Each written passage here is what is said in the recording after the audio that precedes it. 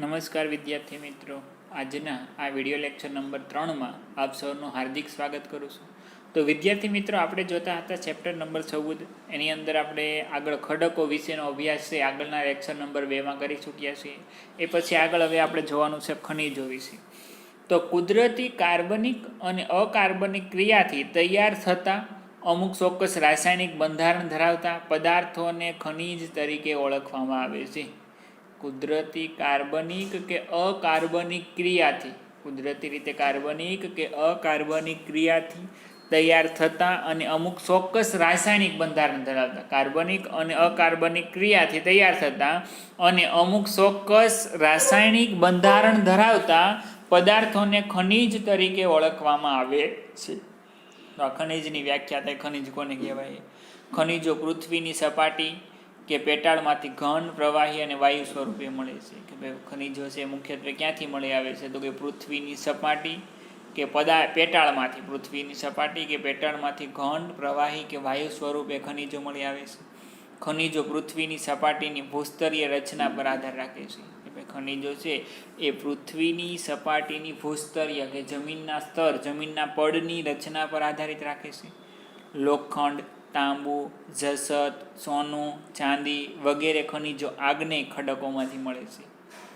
મુખ્ય ખનિજો ત્યાં લોખંડ, તાંબુ, જસત, સોનું, ચાંદી એ વગેરે જોઈએ તો એ ખનિજો આગ્નેય ખડકોમાંથી મળે છે. કોલસો, ખનિજ તેલ અને કુદરતી વાયુ વગેરે પ્રસ્તર ખડકમાંથી પ્રાપ્ત થાય. કોલસો, ખનિજ તેલ અને કુદરતી વાયુ જે પ્રસ્તર ખડકમાંથી મળી આવે છે. જ્યારે સ્લેટ, આરસપાણ, હીરા વગેરે રૂપાંતરિત ખડકમાંથી મળી આવે છે. આગળ આપણે જોયા હતા જે ખડકોના મુખ્યત્વે 3 પ્રકારો છે: આગ્નેય ખડક, પ્રસ્તર ખડક અને રૂપાંતરિત ખડક. તો એમાંથી અલગ અલગ રીતે અનેક વસ્તુઓ છે એ મળી આવતી હોય છે. જો આગળ આપણે ભણી ગયા, એનો અભ્યાસ પણ તમે કરી ચૂક્યા છો. તો એ ખડકોમાંથી વિવિધ રીતે, જો અહીંયા પહેલાં શું કીધું કે સૌથી પહેલાં લોખંડ, તાંબુ, જસત, સોનું, ચાંદી વગેરે ખનિજો આગ્નેય ખડકમાંથી મળે છે. કોલસો, ખનિજ તેલ અને કુદરતી વાયુ એ પ્રસ્તર ખડકમાંથી મળે છે. જ્યારે સ્લેટ, આરસપાણ અને હીરા એ રૂપાંતરિત ખડકમાંથી મળે છે. પછી ખનિજોનું વર્ગીકરણ. આપણા રોજિંદા વ્યવહારમાં લગભગ 200 જેટલા ખનિજોનો ઉપયોગ સીધી કે આડકતરી રીતે થાય છે. કે આપણા રોજિંદા વ્યવહારમાં આપણે જોઈએ તો લગભગ 200 જેટલા ખનિજોનો ઉપયોગ સીધી રીતે કે આડકતરી રીતે પણ થતો જોવા મળે. ખનિજોનું સર્વસામાન્ય વર્ગીકરણ શક્ય નથી. તેમનું સામાન્ય વર્ગીકરણ અહીંયા આપેલું છે કે ભાઈ સર્વસામાન્ય, સર્વમાન્ય એટલે કે સંપૂર્ણ ખનિજોનું વર્ગીકરણ શક્ય નથી, પરંતુ અહીંયા એનું સામાન્ય વર્ગીકરણ આપ્યું. ધાતુમય ખનિજ, અધાતુમય ખનિજ અને સંચાલન શક્તિ માટે ઉપયોગમાં લેવાતા ખનિજો. આ ખનિજોના મુખ્યત્વે 3 પ્રકાર. આગળ પણ આપણે એનું કોષ્ટક જોઈ ગયા છે. ધાતુમય ખનિજ, અધાતુમય ખનિજ અને સંચાલન શક્તિ માટે ઉપયોગમાં લેવાતા ખનિજો. તો ધાતુમય ખનિજ એની અંદર આપણે જોઈએ તો એમાં પણ જોઈએ તો 4 ભાગ છે: કિંમતી ધાતુમય ખનિજ, હલકી ધાતુમય ખનિજ, સામાન્ય ઉપયોગમાં લેવાતા ખનિજો અને મિશ્ર ધાતુ રૂપે વપરાતા ખનિજો. તો એની અંદર સૌથી પહેલાં કિંમતી ધાતુમય ખનિજ. સોનું, ચાંદી, પ્લેટિનિયમ વગેરે કિંમતી ધાતુમય ખનિજો છે. સોનું, ચાંદી અને પ્લેટિનિયમ કિંમતી ધાતુમય ખનિજ છે. જ્યારે હલકી ધાતુમય ખનિજ મેગ્નેશિયમ, બોક્સાઇડ અને ટિટાનિયમ, મેગ્નેશિયમ, બોક્સાઇડ અને ટિટાનિયમ જે કિંમતી હલકી ધાતુમય ખનિજો ગણવામાં આવે. પછી સામાન્ય ઉપયોગમાં લેવાતા ખનિજો: લોખંડ, તાંબુ, સીસુ, જસત, કલાય, નિકલ વગેરે સામાન્ય ઉપયોગમાં લેવાતા ખનિજો છે. લોખંડ, તાંબુ, સીસુ, જસત, કલાય, નિકલ એ સામાન્ય ઉપયોગમાં લેવાતા ખનિજો છે. જ્યારે મિશ્ર ધાતુ રૂપે વપરાતા ખનિજો: ક્રોમિયમ, મેંગેનીઝ, ટંગસ્ટન અને વેનેડિયમ વગેરે મિશ્ર ધાતુ રૂપે વપરાતા ખનિજો છે. તો આ વિદ્યાર્થી મિત્રો અહીંયા ધાતુમય ખનિજો થયા: કિંમતી ધાતુમય ખનિજ, હલકી ધાતુમય ખનિજ, સામાન્ય ઉપયોગમાં લેવાતા ખનિજ અને મિશ્ર ધાતુ રૂપે વપરાતા ખનિજો. તો આ આખું કોષ્ટક છે એ દરેક વિદ્યાર્થીએ યાદ રાખવાનું છે કે ભાઈ ધાતુમય ખનિજોમાં કયા ખનિજોનો સમાવેશ થાય છે. પછી અધાતુમય ખનિજો: સોનાના ખડકો, ચોક, એસ્બેસ્ટોસ, અબ્રક, ફ્લોરસ્પાર, જીપ્સમ, સલ્ફર, હીરા વગેરે અધાતુમય ખનિજો છે. અધાતુમય ખનિજો છે સોનાના ખડકો, ચોક, એસ્બેસ્ટોસ, અબ્રક, ફ્લોરસ્પાર, જીપ્સમ એટલે કે સિરોડી, સલ્ફર, હીરા વગેરે અધાતુમય ખનિજો ગણવામાં આવે છે. પછી ત્રીજું, સંચાલન શક્તિ માટે ઉપયોગમાં લેવાતા ખનિજો. કોલસો, ખનિજ તેલ અને કુદરતી વાયુ અને યુરેનિયમ. કુદરતી વાયુ, યુરેનિયમ, થોરિયમ વગેરે સંચાલન શક્તિ માટે ઉપયોગમાં લેવાતા ખનિજો છે. કોલસો, ખનિજ તેલ, કુદરતી વાયુ, યુરેનિયમ અને થોરિયમ વગેરે સંચાલન શક્તિ માટે ઉપયોગમાં લેવામાં આવતા ખનિજો થયા. તો આ ધાતુમય ખનિજ, અધાતુમય ખનિજ અને સંચાલન શક્તિ માટે ઉપયોગમાં લેવાતા ખનિજો. આ રીતે ખનિજોનું વર્ગીકરણ, ખનિજોના મુખ્યત્વે 3 પ્રકાર છે એ આ રીતના જોવા મળે છે. એ પછી વિદ્યાર્થી મિત્રો અહીંયા એક કોષ્ટક આવે, પરંતુ આની અંદર આપેલું નથી, પણ દરેક વિદ્યાર્થીએ પુસ્તકમાં જોવાનું છે કોષ્ટક. મુખ્ય ખનિજો અને તેનું ક્ષેત્રીય વિતરણ છે એ દરેક વિદ્યાર્થીએ પુસ્તકમાં જોઈ અને આગળ વધવાનું છે. અહીંયા જોઈએ કોષ્ટકની અંદર શું આપેલું છે. તો એમાં લોખંડ આપેલું છે કે ભાઈ લોખંડ છે એ કયા રાજ્યમાંથી મળે છે? તો કે ઝારખંડ, છત્તીસગઢ, આંધ્રપ્રદેશ, ગોવા, ઓરિસ્સા, તમિલનાડુ, મહારાષ્ટ્ર, રાજસ્થાન, કર્ણાટક, બિહાર અને મધ્યપ્રદેશ. પછી મેંગેનીઝ, તો મેંગેનીઝ કર્ણાટક, ઓરિસ્સા, મધ્યપ્રદેશ, મહારાષ્ટ્ર અને ગોવા. ટૂંકમાં અહીંયા અલગ અલગ ખનિજો છે. લોખંડ છે, મેંગેનીઝ, તાંબુ, બોક્સાઇડ, સીસુ, અબ્રક અને ચૂનો. એ ક્યાંથી મળી આવે, કયા રાજ્યોમાંથી એનું ઉત્પાદન થાય છે, કયા રાજ્યોમાંથી એ મળી આવે છે એ અંગેનું એક કોષ્ટક છે. આમાં કોઈ પણ કારણોસર બતાવતા નથી, પરંતુ દરેક વિદ્યાર્થીએ પોતાના પુસ્તકમાંથી એ કોષ્ટકનો અભ્યાસ છે એક દરેકને કરવાનો રહેશે. એ પછી આગળ આપણે જોવાનું છે જમીન અને તેનું વિતરણ. મિત્રો તમે જાણો છો કે જમીન ખેતી માટે મૂળભૂત સંસાધન છે, કે ભાઈ જમીનનો ઉપયોગ મોટા ભાગે ખેતી માટે થતો જોવા મળે, કે ભાઈ ખેતી માટે જમીન એ મૂળભૂત સંસાધન છે. કૃષિ પ્રવૃત્તિ ઉપરાંત પણ જમીન ખૂબ જ મહત્વની છે. કૃષિ પ્રવૃત્તિ ઉપરાંત પણ આ જમીન છે એ ખૂબ જ મહત્વની ગણવામાં આવે છે. કૃષિ પ્રવૃત્તિ ઉપરાંત પણ જમીન છે મહત્વની છે. જમીન એ પૃથ્વીની સપાટી પરના જૈવિક અને અજૈવિક દ્રવ્યોનું બનેલું એક પાતળું સ્તર છે. જમીન એ પૃથ્વીની સપાટી પરના જૈવિક અને અજૈવિક દ્રવ્યોનું બનેલું એક પાતળું સ્તર છે. જૈવિક અને અજૈવિક દ્રવ્યોનું બનેલું એક પાતળું પડ એ જમીન છે. જેમ કોઈ સફરજનને તેની પાતળી છાલ સાથે જેવો સંબંધ છે, એવો આ પૃથ્વીની સપાટી સાથે જમીનનો સંબંધ જોડાયેલો છે. દાખલા તરીકે કોઈ સફરજન અને છાલ, એની જે છાલ સાથે કેવો પાતળી છાલ સાથે એનો સંબંધ જોડાયેલો છે. એવી જ રીતે પૃથ્વીની સપાટી સાથે જમીનનો સંબંધ છે. પૃથ્વીની સપાટી સાથે જમીનનો સંબંધ જોડાયેલો છે. પૃથ્વીના પોપડાના ઉપરના પાતળા સ્તરને જમીન કહેવાય. પૃથ્વીના પોપડાના ઉપરનું પાતળું સ્તર, પૃથ્વીના પોપડા ઉપરનું જે પાતળું સ્તર છે તેને જમીન કહે છે. તો આ વાત થઈ આપણે સૌથી પહેલાં અહીંયા જમીનની, કે જમીન કોને કહેવાય? જમીન એ પૃથ્વી સપાટી પરના જૈવિક અને અજૈવિક દ્રવ્યોને બનેલું એક પાતળું સ્તર છે. પછી જમીન નિર્માણ. તો જમીન એ ખડકોના ખવાણની ફલિત પેદાશ છે. કે ખડકોના ખવાણ, જે કાંઈ ખડકો છે એનું ખવાણ એટલે એ સડી જવા, ખડકોનું ખવાણ થઈ જવું, જે ખોરવાઈ જવાય, એમાં કાણા કાણા પડી અને એકદમ પોચો મુદ્દું ખડક બની જાય. તો જમીન એ ખડકોના ખવાણથી ફલિત પેદાશ છે. ખડકોની સપાટીવાળા ભાગોનું તાપમાન, વરસાદ, હિમ, હવા, વનસ્પતિ અને જીવજંતુ વગેરે પરિબળોથી ખવાણ થતા ખડકોનો ભૂકો બને છે. કે જે કાંઈ ખડકો છે એ ખડકોની સપાટીવાળા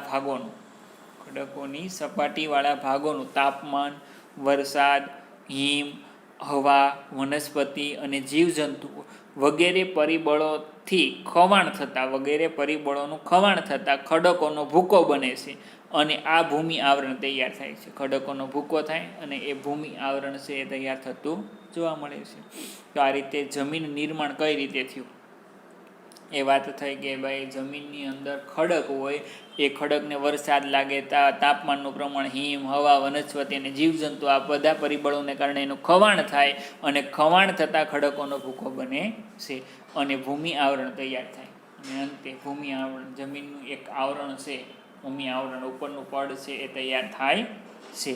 આ ભૂમિ આવરણમાં ખડકોના નાના મોટા ટુકડા, કાંકરા, માટી, રજ વગેરે હોય છે. કે આ ભૂમિ આવરણમાં મુખ્યત્વે શું હોય તો કે ખડકોના નાના મોટા ટુકડા, કાંકરા, માટી, રજ વગેરે હોય છે, જે રેગોલિથ તરીકે ઓળખાય છે. જેને રેગોલિથના નામથી રેગોલિથ તરીકે ઓળખવામાં આવે છે. જેમાં કેવળ ખનિજ દ્રવ્યો હોય છે, કે એમાં માત્ર ખનિજ દ્રવ્યો, એની અંદર ખનિજ દ્રવ્યો છે એ હોય છે. તે પછી તેમાં જૈવિક દ્રવ્યો, હવા અને પાણી ભળે છે. એ પછી એમાં ખનિજ દ્રવ્યો તો હોય જ છે આ જે ખડકોમાં, પરંતુ એની અંદર પછી જોઈએ તો જૈવિક દ્રવ્યો જેમ કે હવા અને પાણી ભળે છે. છેવટે તેમાંથી જમીન બને. હવા અને પાણી ભળે અને છેવટે તેમાંથી જમીન બને છે. આમ જમીન નિર્માણની આ પ્રક્રિયા ઘણા લાંબા સમયની છે. કે જમીન નિર્માણ, જમીન બનવા માટેની આ પ્રક્રિયા જોઈએ તો ઘણા બધા લાંબા સમયની પ્રક્રિયા ગણવામાં આવે છે. તો આ વાત થઈ અહીંયા જમીન નિર્માણની, કે આ રીતે જમીનોનું નિર્માણ થયેલું જોવા મળે છે. એ પછી ભારતમાં જમીનના પ્રકારો, જમીન બની, જમીન નિર્માણ થયું, પરંતુ જમીનના અલગ અલગ પ્રકારો પણ જોવા મળે છે. જેમ કે જોઈએ તો કાંપની જમીન, કાળી જમીન કે રેગુર જમીન, રાતી જમીન, પડખાવ જમીન કે લેટેરાઇટ જમીન, પર્વતીય જમીન અને રણ પ્રકારની જમીન. કાંપની જમીન, કાળી જમીન કે રેગુર જમીન, રાતી જમીન, પડખાવ જમીન કે લેટેરાઇટ, પડખાવ કે લેટેરાઇટ જમીન, પર્વતીય જમીન અને રણ પ્રકારની જમીન. આ રીતે જમીનના મુખ્યત્વે જોઈએ તો ભારતની અંદર જમીનોના મુખ્યત્વે 5 પ્રકારો છે એ પડે છે. અને 5 પ્રકારોનો અલગ અલગ વિતરણ છે. જો દાખલા તરીકે પીળો કલર છે તો એ કાંપની જમીન દર્શાવે, લાલ કલર છે તો એ રાતી જમીન દર્શાવે છે. એવી રીતે અલગ અલગ નકશાનું અવલોકન છે એ પણ દરેક વિદ્યાર્થીએ પોતાની ટેક્સ્ટ બુકમાં જોઈ અને કરવું. એ પછી આપણે હવે અહીંયા જોવાનું છે જમીનના પ્રકારો વિશે. તો સૌથી પહેલાં કાંપની જમીન. તો કાંપની જમીનના 2 પેટા પ્રકાર પડે છે. કાંપની જમીનના મુખ્યત્વે 2 પેટા પ્રકાર, એક ખદર અને બાંગર. આગળ આપણે ભણી ગયા, જો યાદ હોય તો તમને. ખદર અને બાંગર. નદીઓના નિક્ષેપણથી તૈયાર થતી આ નવા કાંપની જમીનને ખદર તરીકે ઓળખવામાં આવે. કે ભાઈ નદીઓના નિક્ષેપણથી તૈયાર થતી, નિક્ષેપણ એટલે નદીઓના જે કાંપ પથરાય અને તૈયાર થતી આ નવા કાંપની જમીનને ખદર કહેવાય. કે જે જમીન ઉપર નવો કાંપ પથરાઈ જાય છે એને ખદર જમીન તરીકે ઓળખવામાં આવે છે. પૂરના મેદાનોની બનેલી આ જમીન મુખ્યત્વે નદીઓના નજીકના ક્ષેત્રોમાં જોવા મળે છે. કે આ પૂરના મેદાનોની, પૂરના મેદાનોથી બનેલી આ જમીનો મુખ્યત્વે નદીઓની નજીકના ક્ષેત્રોમાં, કે આવી કાંપની જમીન ક્યાં, તો કે નદીઓના નજીકના ક્ષેત્રોમાં જોવા મળે છે. તે પ્રમાણમાં રેતાળ હોય છે. આ કાંપની જમીન છે એ પ્રમાણમાં રેતાળ, કારણ કે નદીનું પાણી આવે ને પાણીની સાથે કાંપ ઢંચળાય અને આવે અને એ કાંપની બનેલી જમીન હોય છે. તે પ્રમાણમાં રેતાળ હોય છે. જ્યારે નદી ખીણોના ઉપરવાસમાં આવેલી એકંદરે જૂનો કાંપ ધરાવતી જમીન બાંગર તરીકે જાણીતી છે.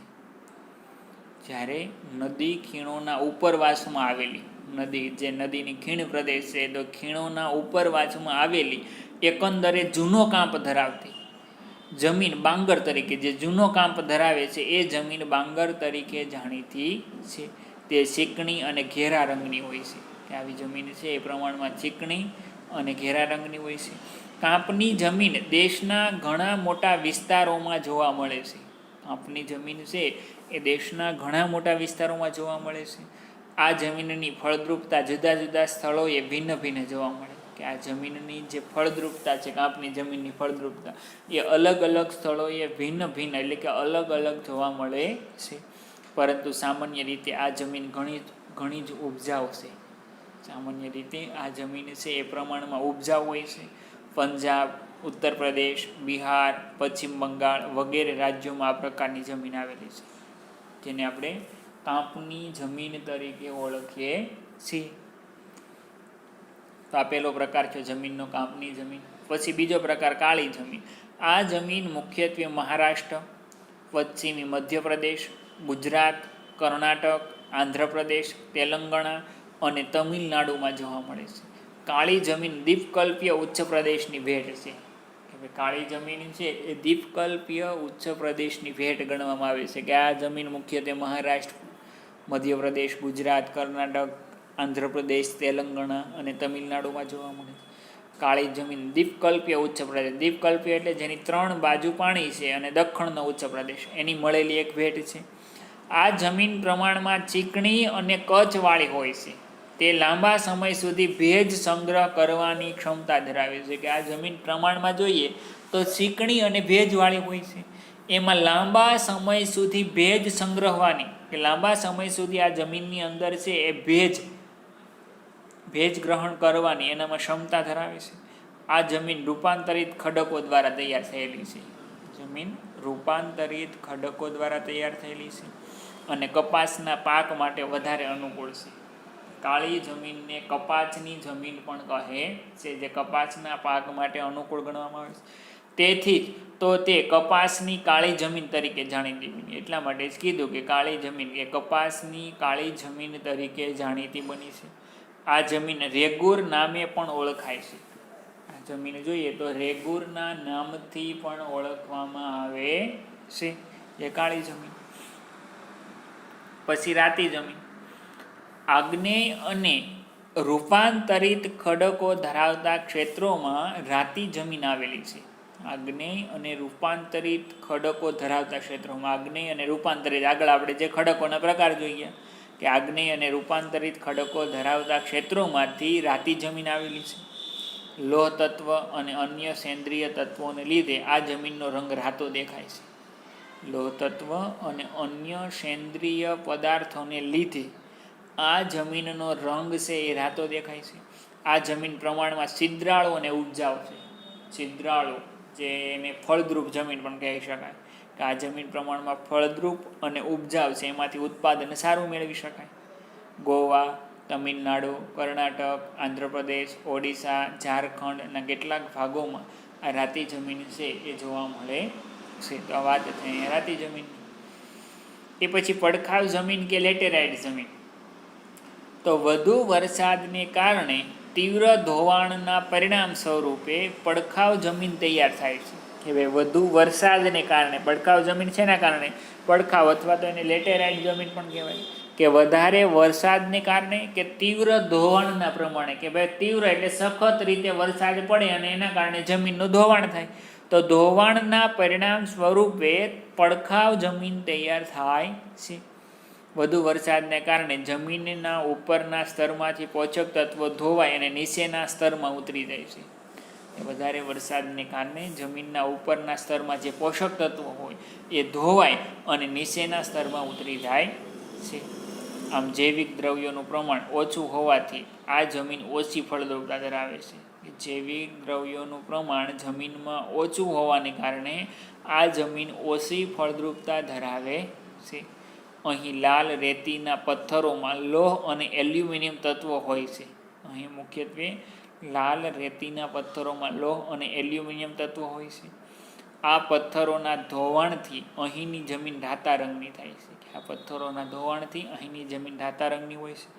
આવી જમીન દખ્ખણના પહાડી પ્રદેશો, કર્ણાટક, કેરળ, ઓડિશા અને પૂર્વોત્તરના કેટલાક ભાગોમાં જોવા મળે છે, જેને પડખાવ જમીન કે લેટેરાઇટ જમીન તરીકે ઓળખવામાં આવે છે. પછી 5મા નંબરે જોઈએ તો પર્વતીય જમીન. જંગલોને કારણે જૈવિક દ્રવ્યોનું પ્રમાણ વધારે હોય છે. કે ભાઈ જંગલોને કારણે જમીનમાં જૈવિક દ્રવ્યોનું પ્રમાણ વધારે જોવા મળે છે. જો કે અલગ અલગ સ્થળો પર તે ભિન્નતા પણ ધરાવે છે. અલગ અલગ સ્થળોએ તે ભિન્નતા એટલે અલગતા પણ ધરાવે છે. શિવાલિક પર્વત શ્રેણીઓ પર આ જમીન ઓછી કચવાળી અને અપરિપક્વ જણાય છે. કે શિવાલિકની પર્વત શ્રેણીઓ પર આ જમીન પ્રમાણમાં ઓછી કચવાળી અને અપરિપક્વ જણાય છે. આ જમીન રેતાળ, છિદ્રાળુ અને જૈવિક દ્રવ્યોના અભાવવાળી જોવા મળે છે. રેતાળ, છિદ્રાળુ અને જૈવિક દ્રવ્યોના અભાવવાળી જમીન જોવા મળે છે. આવી જમીન દેશના પર્વતીય વિસ્તારોમાં જોવા મળે છે. કે આવી જમીન મુખ્યત્વે ક્યાં? તો કે દેશના પર્વતીય વિસ્તારોમાં જોવા મળે છે. જેમ કે મેઘાલય, અરુણાચલ પ્રદેશ, પૂર્વની પર્વત શ્રેણીઓ, ઉત્તરાખંડ, હિમાચલ પ્રદેશ તથા જમ્મુ કાશ્મીર રાજ્યોમાં આવી જમીન છે એ મુખ્યત્વે જોવા મળે છે, જેને પર્વતીય જમીન કહે છે. પછી રણ પ્રકારની જમીન. તો આ જમીન શુષ્ક અને અર્ધ શુષ્ક વિસ્તારોમાં, ભારતમાં મુખ્યત્વે ગુજરાત, રાજસ્થાન, પંજાબ, હરિયાણા વિસ્તૃત શુષ્ક ક્ષેત્રોમાં, સૂકા ક્ષેત્રોમાં મુખ્યત્વે આ જમીન જોવા મળે છે. ક્ષાર કણોની અધિકતા અને જૈવિક પદાર્થોની ઓસબ જોવા મળે છે. ક્ષાર કણો, આ રણ પ્રકારની જમીનમાં ક્ષાર કણોની અધિકતા એટલે કે ક્ષાર કણો વધારે જોવા મળે છે. દાખલા તરીકે કચ્છનું રણ છે તો એ કચ્છનું રણ શિયાળામાં જાણે એને સફેદ સાદર ઓઢી એવું લાગે. એનું કારણ છે એનો અંદરનો ક્ષાર છે ને એ બધો બહાર આવીને ઉપરના પડમાં પથરાઈ જાય છે. એટલા માટે ક્ષાર કણોની અધિકતા અને જૈવિક પદાર્થોની ઓસબ જોવા મળે છે. સિંચાઈની સગવડથી આ જમીનમાં ખેતી શક્ય બની છે. સિંચાઈની સગવડથી આ રણ પ્રકારની જમીનમાં ખેતી છે એ પણ શક્ય બની છે. આમ આબોહવા અને ભૂપૃષ્ઠના વૈવિધ્યને કારણે દેશની જમીનમાં ઘણી વિવિધતા જોવા મળે. આબોહવા અને ભૂપૃષ્ઠના વૈવિધ્યને કારણે દેશની જમીનમાં જોઈએ તો ઘણી બધી વિવિધતા જોવા મળે છે. તો આ વાત થઈ મુખ્યત્વે અહીંયા જમીનના મુખ્ય 6 પ્રકારો: કાંપની જમીન, કાળી જમીન, રાતી જમીન, પડખાવ જમીન કે લેટેરાઇટ જમીન, પર્વતીય જમીન અને રણ પ્રકારની જમીન. કે આબોહવા અને ભૂપૃષ્ઠના કારણે આપણા દેશની જમીનમાં ઘણી બધી વિવિધતા જોવા મળે છે. તો આ પાઠને આપણે અહીંયા પૂર્ણ કરીએ છીએ. તેમ છતાં એકવાર ફરીવાર એને જોઈ લઈએ કે આ પાઠની અંદર આપણે 3 વિડીયો લેક્ચર બન્યા છે, તો આપણે એની અંદર શેનો અભ્યાસ કર્યો અને શેના વિશેનો અભ્યાસ છે એ થયેલો છે. તો સૌથી પહેલાં આપણે જોઈએ તો ભૂપૃષ્ઠના વૈવિધ્યને આધારે જોઈએ તો મુજબના પ્રાકૃતિક વિભાગો 5 ભાગ હોય. ભૂપૃષ્ઠના વૈવિધ્યને આધારે ભારતને 5 ભાગમાં વહેંચવામાં આવ્યા. ઉત્તરનો પર્વતીય પ્રદેશ, ઉત્તરનો વિશાળ મેદાની પ્રદેશ, દ્વીપકલ્પીય ઉચ્ચ પ્રદેશ, તટીય મેદાનો અને દ્વીપ સમૂહો. આ 5 ભાગ છે મુખ્યત્વે. એમાં જોઈએ તો ઉત્તરનો પર્વતીય પ્રદેશ, ઉત્તરનો હિમાલય પર્વતીય પ્રદેશ અને પૂર્વ હિમાલય, આ 2 ભાગ પાડવામાં આવે છે. પછી ઉત્તર ભારતનો વિશાળ મેદાની પ્રદેશ, દ્વીપકલ્પીય ઉચ્ચ પ્રદેશ, એની અંદર માળવાનો ઉચ્ચ પ્રદેશ અને દખણનો ઉચ્ચ પ્રદેશ. તો તટીય મેદાનો, દરિયા કિનારાના મેદાનો. પછી દ્વીપ સમૂહો, જેને ટાપુઓ પણ કહેવાય, એના વિશેનો અભ્યાસ છે. આ મુખ્ય 5 મુદ્દાનો અભ્યાસ કર્યો. પછી ખડકો, એના મુખ્યત્વે ખડકના 3 પ્રકાર છે: આગ્નેય ખડક, પ્રસ્તર ખડક અને રૂપાંતરિત ખડક. આ ખડક કોષ્ટક વિશે પણ આગળ આપણે જોયું. એમાં આપણે આ ખડકો વિશે અભ્યાસ કર્યો: આગ્નેય ખડકો, પ્રસ્તર ખડકો અને રૂપાંતરિત ખડકો. એમાં શેનો સમાવેશ થાય છે? પછી ખનિજોના 3 પ્રકાર છે: ધાતુમય ખનિજ, અધાતુમય ખનિજ અને સંચાલન શક્તિ માટે ઉપયોગમાં લેવાતા ખનિજો. અને છેલ્લે પછી જમીન નિર્માણ અને જમીનના મુખ્ય જે 6 પ્રકારો છે એના વિશેનો અભ્યાસ છે એ આપણે આ પાઠની અંદર કર્યો. તો દરેક વિદ્યાર્થી મિત્રોને જણાવવાનું કે આ પાઠના 3 વિડીયો છે ફરીવાર જરૂર જણાય તો જોઈ સંપૂર્ણ અભ્યાસ કરી અને એનું સ્વાધ્યાય છે એ એના પ્રશ્નોના જવાબ શોધી અને લખવા અને પાકું કરવું. આખું સ્વાધ્યાય એકવાર લખી અને પાકું કરવાનું રહેશે.